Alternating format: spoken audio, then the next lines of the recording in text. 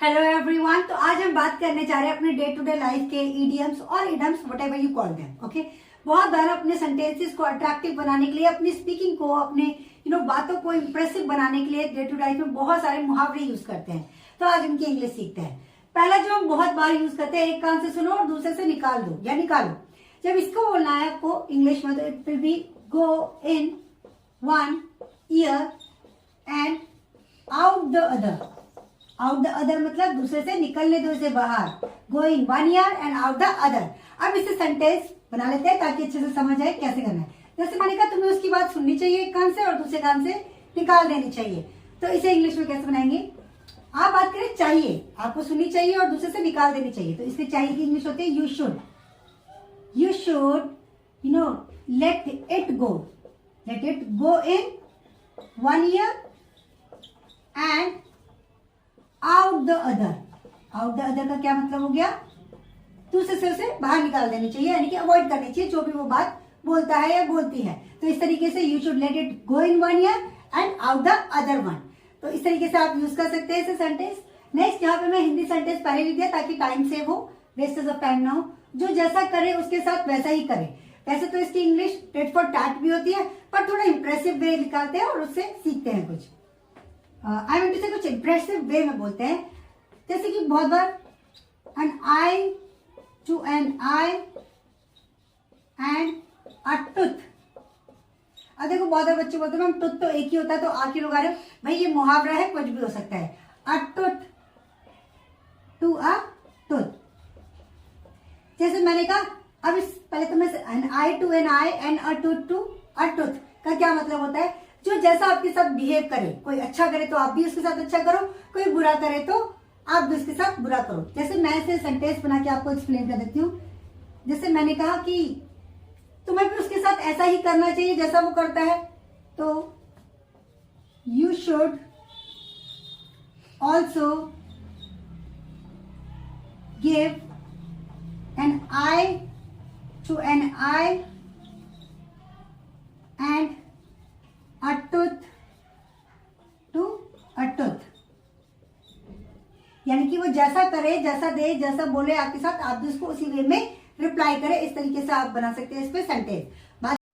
So third में मैंने लिखा है बहुत हष्ट-पुष्ट या स्वस्थ होना। कुछ भी बोल सकते हैं आप हिंदी में। अगर आपको ऐसे बोलना है तो आप जनरली यूज करते हैं I am fit and fine. Instead of using fit and fine, थोड़ा इंप्रूव करते हैं अपने सेंटेंसेस को और आप बोल सकते हैं as fit as a fiddle. ठीक है, इस तरीके से आप इसको यूज, अब इसको यूज कैसे करना है वो सिखा देती हूँ आपको। जैसे कि मैंने कहा, तुम तो बिल्कुल हष्ट-पुष्ट दिख रहे हो, या मैं बिल्कुल हष्ट-पुष्ट हूं। तो I am as fit as a fiddle. अब जो मैंने पहले सेंटेंस बोला था कि तुम बहुत हष्ट-पुष्ट दिख रहे हो या स्वस्थ दिख रहे हो, तो you look as fit as a fiddle, आप यूज कर सकते हैं। नेक्स्ट, साफ साफ बोलना। जैसे ही मैं बहुत बोलती हूँ कि मैं साफ साफ बोलने में बिल्कुल भी हेजिटेट नहीं होती हूँ, तो साफ साफ बोलना, to call a spade a spade. To call a spade a spade, यानी कि जो भी मैं बात बोलती हूँ साफ साफ बोलती हूँ, अच्छी लगे या बुरी लगे। ठीक है, तो इसमें एग्जाम्पल, जैसे मैंने कहा कि मैं साफ साफ बोलने में बिल्कुल भी नहीं हिचकिचाती, तो I don't hesitate. I don't hesitate to call a spade a spade, यानी कि मैं सही को सही और गलत को गलत ही बोल। सब्र का फल मीठा होता है, इसकी इंग्लिश होती है good things come to those, यानी कि दूस जो भी आप बोलते हैं, good things come to those who wait, यानी कि जो वेट करते हैं, पेशेंस रखते हैं। जैसे मैंने कहा, किसी भी चीज में आप, जैसे आजकल शेयर्स में इन्वेस्टमेंट होती है, तो जो लॉन्ग टर्म इन्वेस्टमेंट करते हैं ना और वेट करते हैं, उन्हीं को अच्छा इन्वेस्टमेंट मिलता है, यानी कि अच्छा आप कह सकते हैं आउटकम मिलता है।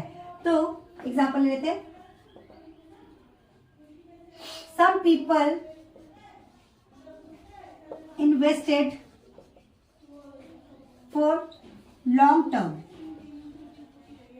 सो गुड थिंग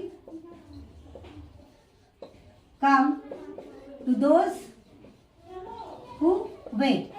इसमें क्या कहने का मतलब है? इसमें फर्स्ट लाइन में लिखा है कि some people invested for long time, यानी कुछ लोगों ने बहुत लॉन्ग टर्म के लिए इन्वेस्टमेंट की थी, so good things come to those who wait, यानी कि उनको जो रिजल्ट मिला है वो अच्छा मिला है।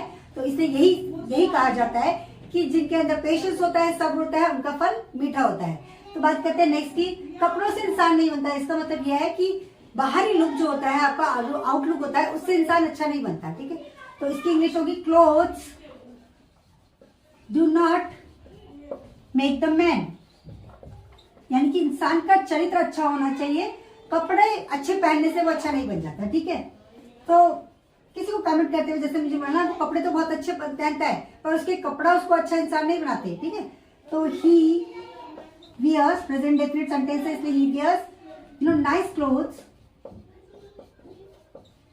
But clothes do not make him, क्योंकि मैं पर्टिकुलरली ही की बात करूँ इसलिए मेक हिम द मैन, यानी कि मैं कमेंट करते हुए बोल रही हूँ कि वो कपड़े तो अच्छे पहनता है पर कपड़े उसे अच्छा इंसान नहीं बनाते, यानी कि उसका जो नेचर है वो अच्छा नहीं है। तो अब बात करने जा रहे हैं पैसा बोलता है। ये बहुत ही फेवरेट है मेरा, पैसा बोलता है यानी कि मनी टॉक्स। एग्जाम्पल ले लेते हैं, जैसे कि इसका मतलब होता है इस इडियम का कि भाई जिसके पास पैसे हैं उसी की पूछ है, यानी कि उसी को लोग पूछते हैं, जिनके पास पैसे नहीं है उनसे लोग बात भी नहीं करते हैं। ठीक है, तो जैसे मेरे को कहना है कि आजकल उसे कोई नहीं पूछता क्योंकि भाई उसके पास पैसे नहीं है, तो जिनके पास पैसे होते हैं उन्हीं को लोग पूछते हैं। तो नोबडी आस्क्स हिम बिकॉज, अब देखिए आप हिंदी में मैंने बहुत बड़ा सेंटेंस बोला पर इंग्लिश में ये बहुत ही छोटा हो जाता है, बिकॉज मनी टॉक्स, यानी कि इसका क्या मतलब हुआ, भाई आजकल कोई उसे नहीं पूछता क्योंकि पैसे बोलता है। अब उसके पास पैसे नहीं है तो कोई भी उससे बात नहीं करता। एक हाथ, सॉरी ये हाथ ही लिख दिया मैंने, एक हाथ से ताली नहीं बजती। इसका मतलब ये तो हम सभी जानते हैं कि इसकी इंग्लिश होती है takes two to make a quarrel, पर आज के सेंटेंसेस में, आज की क्लास में हम क्या बात कर रहे हैं, कुछ अट्रैक्टिव वे की। तो सीखते हैं कुछ attractive way. It takes two to tango. ठीक है, यहाँ पे इसका मतलब है कि एक हाथ से ताली नहीं बजती। इट मीन्स कि जब भी कोई लड़ाई होती है तो जो फॉल्ट होता है वो दोनों तरफ से होता है। ठीक है, तो मैंने कहा कि आप उसको सपोर्ट तो कर रहे हो, जैसे मैंने एग्जांपल लिया, आप उसको सपोर्ट तो कर रहे हो पर भाई एक हाथ से ताली नहीं बजती, दोनों का ही फॉल्ट होगा।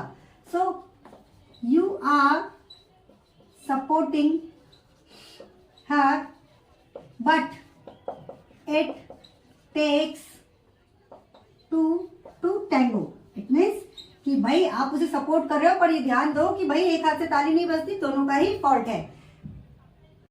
सो नेक्स्ट तो आप बहुत ही यूज करते होंगे, दूध का जला छाछ भी फूक फूक कर पीता है। इट मीन्स कि अगर आप एक बार कोई चीज फेस कर लेते हैं तो नेक्स्ट टाइम आप जब भी वो काम करने जाते हैं तो बहुत सोच समझ के करते हैं। तो इसकी इंग्लिश होती है वंस बिटन ट्वाइस शाय, यानी कि अगर एक बार आपने झेल लिया तो उसके बाद आप क्या करते हैं, उस काम को बार बार सोच समझ के ही करते हैं। जैसे मैंने कहा, जैसे एग्जांपल के लिए कि मैंने ये तो एक बार टेस्ट किया था, मुझे तो बहुत ही बुरा लगा, तो इसलिए अब जो है मैं जो भी काम करती हूँ या फिर कुछ भी खाने से पहले सोच समझ के खाती हूँ ना। तो I have already tried it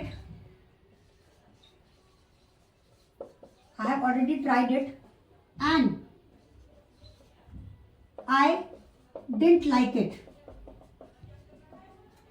so once bitten twice shy, यानी कि कोई भी चीज खाने से पहले, टेस्ट करने से पहले मैं बिल्कुल केयरफुल रहती हूँ, यानी कि जैसे कि दूध का जला क्या करता है, फूक फूक कर छाछ भी पीता है। तो इस तरीके से आप यूज कर सकते हैं। एक से भले दो, अगर आपको ये बोलना है एक से भले दो, तो इसकी इंग्लिश होती है सेफ्टी इन नंबर्स। क्या बोलते हैं इसको, सेफ्टी इन नंबर्स।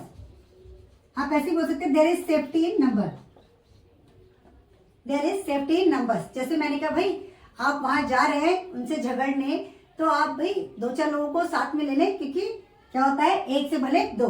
तो यू आर, एग्जाम्पल के लिए सेंटेंस ले रहे हैं, you are going to fight, so take some other people, और मैं चाहूँ तो ऐसे ही बोल सकती हूँ there is safety in numbers, there is safety in numbers, यानी कि एक से भले दो, यानी कि अपने साथ और लोगों को ले लें। तो इस तरीके से आप अपनी डे टू डे लाइफ को आप थ्रू इडियम्स आप अट्रैक्टिव बना सकते हैं और सबको कर सकते हैं इम्प्रेस। आई होप कि आज की क्लास भी आपको पसंद आई होगी। इस तरह की और क्लासेस के लिए चैनल को सब्सक्राइब करें, बेल आइकन जरूर प्रेस करें और ज्यादा से ज्यादा शेयर करें, कमेंट करें। Thank you so much.